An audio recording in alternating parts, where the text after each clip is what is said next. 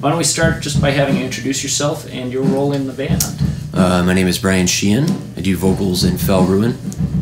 Okay. And take us back to the origins of Fell Ruin. How did it start? When did it start even?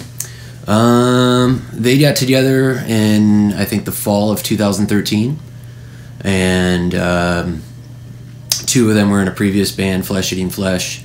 And Rob just trying to join. He was the odd man out, but necessary evil. And then they, around March or February, March of 2014, I was sent cell phone recordings. Okay. And I liked it, and I was kind of in between, not really in between bands, but my previous band was kind of taking a hiatus from like the live thing, and wanted to do something else, and they invited me in, and been with them ever since. Okay. Is that other project still going, or did it?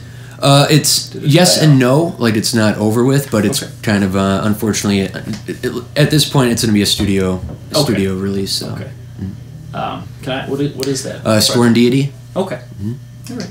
I didn't know that. Yep. Good to know. How has the band evolved since 2013 when it started?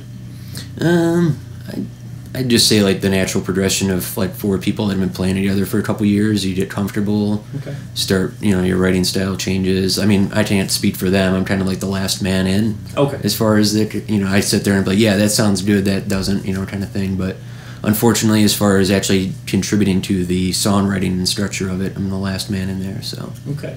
Do you do the lyric writing? Yeah, all the lyrics and visual, what have yous and stuff. All right. It's kind of a strange question, but tell me about the essence of Fell Ruin. What's it about? Musically or like lyrically? Sure. Any of the above. Basically, I just say trying to speak for everybody without them being here, but it's their fault or not. We'll say it's just four people that just want to make music together. Okay. It's a good release. Yeah, I don't think there's like a very specific message. It's just kind of like an artistic release for everybody.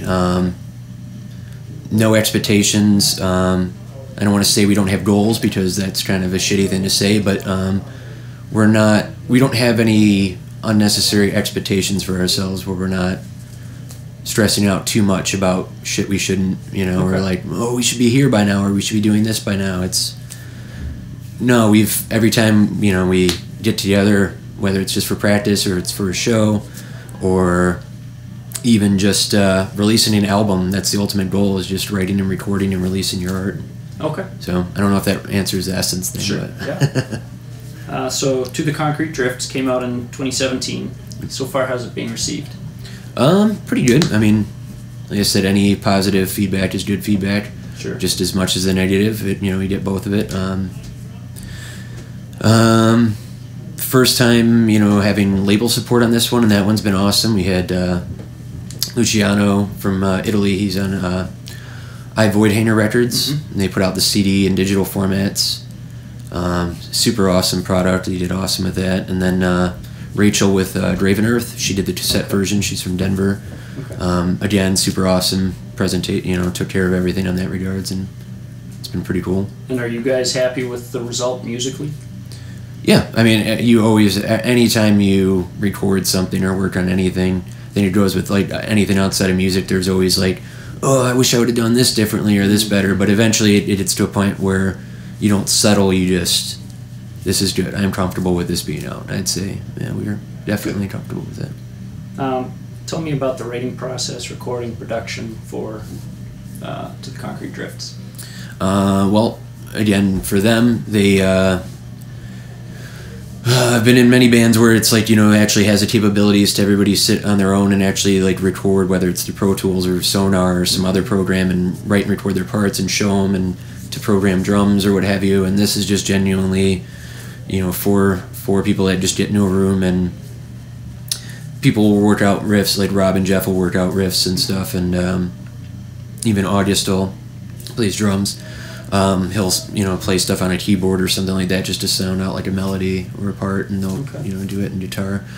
But lots of cell phone recordings that hopefully will never see the light of day, but they're good enough for us because we were there, and then just nothing is played the same way until it's recorded, and even then we still take a little bit of liberties live with things. So. Okay.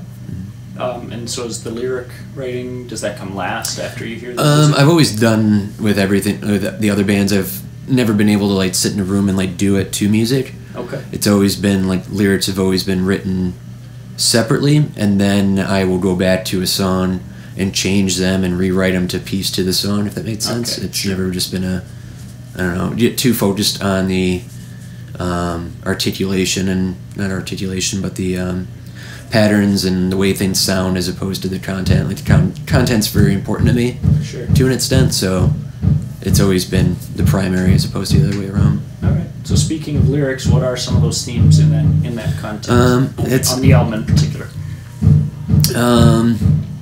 Best way I could describe it would be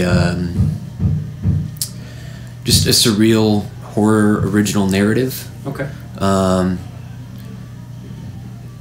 I like to keep it vague and not give too much away. It's very hard for me to articulate what a song is about, because it's the best way I can explain it. I've already done that in the lyrics. Sure. So to like kind of explain it outside of that, it's kind of not one of my strong points. But yeah, I like leave it at that in the sense that it's just a surreal, like dark narrative, like playing on influences more literary than other vocalists and other bands as far as the influences go and stuff. So. So to switch gears a little bit, you create a lot of artwork as well. Yep. I'm a fan. You're a very Thank you. talented artist. Thank you. And you also created the album cover for this album. How does that cover art in particular interrelate with the music, with the album? It was definitely odd story. There was actually an original concept for the album artwork. Okay. To which the label Voidhanger had mentioned that he wasn't too big of a fan of it, and initially it was kind of a kick in the dick. Sure. But then I realized it's like, no, it's awesome. Go back to it and do something fresh. Because originally it had been a year since I had done that one and this one, and he just, if you're familiar with like the Voidhanger stuff, he's a little bit more into little bit more going on, and the original one was a very like simple, like minimalistic approach, which wasn't just really me. I don't know why I was kind of like going towards it. It actually kind of changed and evolved into one of our t-shirt designs. Okay.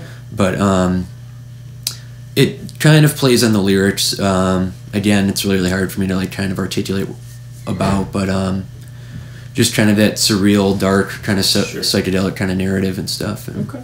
Mm-hmm. And you also create cover art or even t-shirt art. I know you did that t-shirt for Jupiterian. Yep. To another band we liked at Mosh Pit Nation a lot. Yeah, it's a great album. Super awesome. Theodore was a good dude. How do you go through that creation process? Do you need to hear the album? Do you talk to them about concepts? How does that all work? A little bit in both. I mean, obviously, as an artist, the best thing is when somebody just entrusts you completely. Sure. The more guidelines, the more it kind of becomes less about you and just being somebody else's hand. Sure. They gave me a song, and I kind of interpreted that to the best, and then they felt that it actually went with a different song. Okay. So that was still super cool.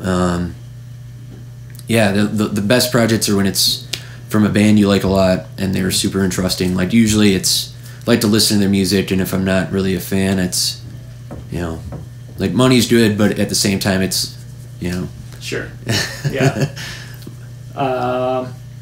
What are some of your key influences, musically, non-musically, either or? I'd say at least within the metal genre, I would say like vocally, man, and like everything he does. Jeff Whitehead, Leviathan, we were just talking about him earlier, and just grade A dude. Everything he's done over the years, definitely. I don't really get a lot of influence, like lyrically, from a lot of metal. Okay. Music in general, and that's nothing to say that it's to downplay any of it. It's just been very like literary things and stuff.